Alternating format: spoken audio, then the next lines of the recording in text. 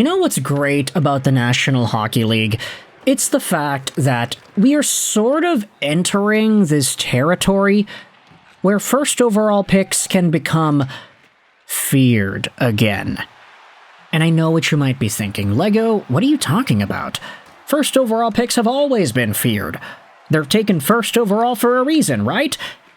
And that might be true, you know? You think about some of the recent first overall picks that started out in the National Hockey League right away, and you might say that Connor McDavid and Austin Matthews and Aaron Ekblad, even Nathan MacKinnon, Rasmus Dahlin, these guys were all pretty solid in the National Hockey League from their very first seasons up until now.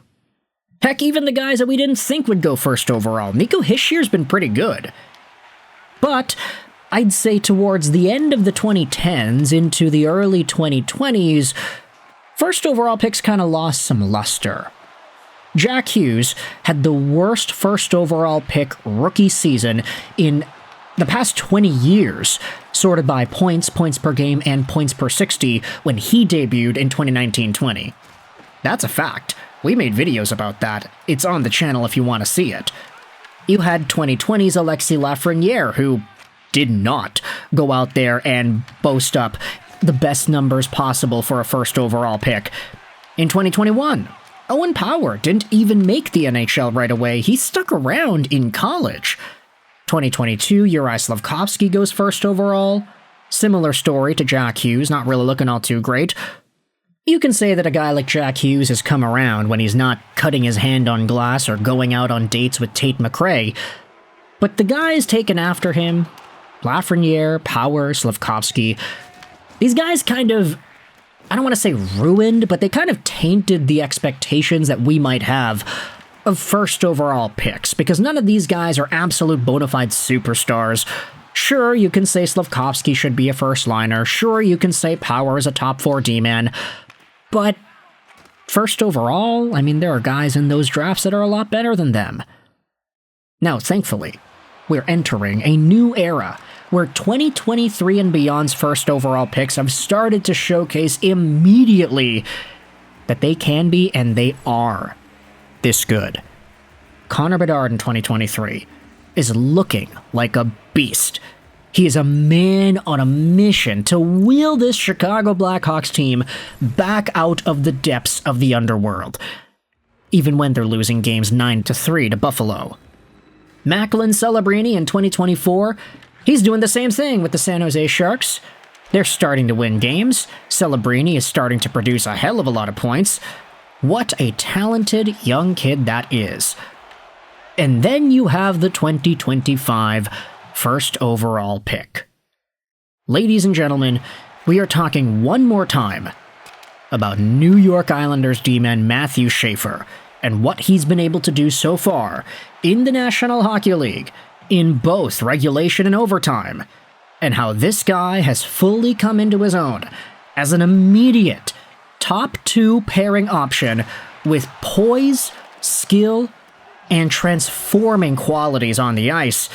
Matthew Schaefer, at 18 years old, is doing all that and more. And I can't say we really expected it. Now, we already made a video a few days ago talking about how Matthew Schaefer shocked the hockey world by being as good as he is. But now, if we just take a look at some of the numbers, okay, well, he's on pace for 58 points this year in 82 games. That'd be pretty good for a first-year, 18-year-old rookie defenseman. Right now, he's got 15 points and 7 goals in 21 games played. Head over to the league in its entirety, sort by defenseman, and look at those overall goals. Matthew Schaefer is a top 13 NHL defenseman in point production this year, but he is second in scoring goals exclusively. Only Cale Makar has more goals than Matthew Schaefer as a defenseman in this NHL. And that's pretty good, I'd say. Meanwhile, you want to talk about just how impressive this profile is? Well, don't worry, I gotcha. We have ourselves this post made by Byron Bader on Twitter that dives into the player profile for Matthew Schaefer. He said this: Schaefer, okay, alright, okay. What is that, the Drake song? I don't know. but Matthew Schaefer's most comparable name amongst Byron Bader's NHL prospecting model is Ray Bourque. Plus 64 draft plus 1 NHL equivalency score. I mean, you can see it right here. Matthew Schaefer has a 99 percentile number of being a star in the National Hockey League. His comps are Daryl Sador, Bowen Byram, Sam Dickinson. None of those are too impressive, to be honest. He does have a full comparison, though, to Zach Werenski, which is very strong, I would say. And then Ray Bourque on the other side. This guy was a stud, too, in his own right. Full comps for Bourque are Zach Bogosian, Werenski, Quinn Hughes, Niedermeyer. There's a lot to like out of Raymond Bourque over here. But when you look at Ray Bourque and you try to take a blast at the past, Bourque was drafted in 1979, 8th overall by the Boston Bruins.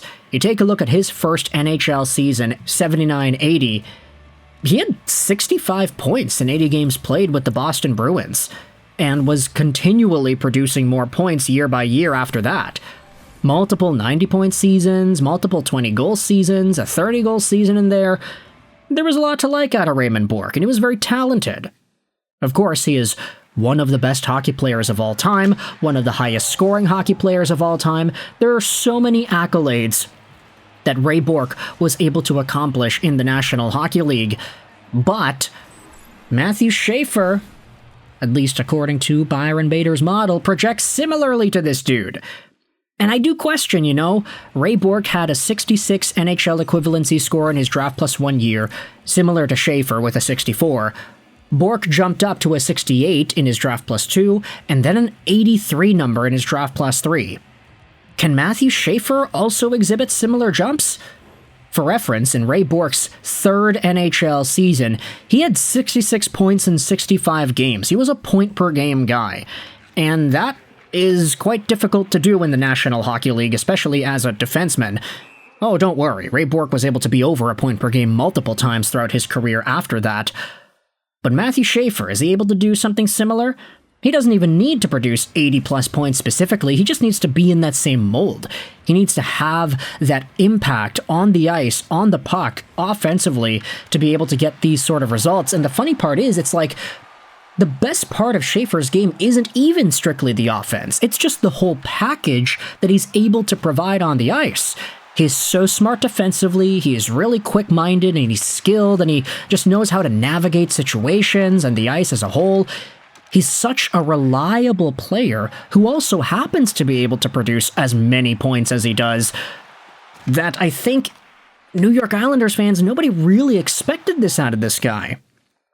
So with that in mind, I want you to let me know your thoughts in the comment section below. How do you feel about the idea of Matthew Schaefer comparing similarly to Ray freaking Bourque when you take a look at the analytical profile? Do you think Schaefer is going to continue being on pace to matching the career of the most productive defenseman in NHL history?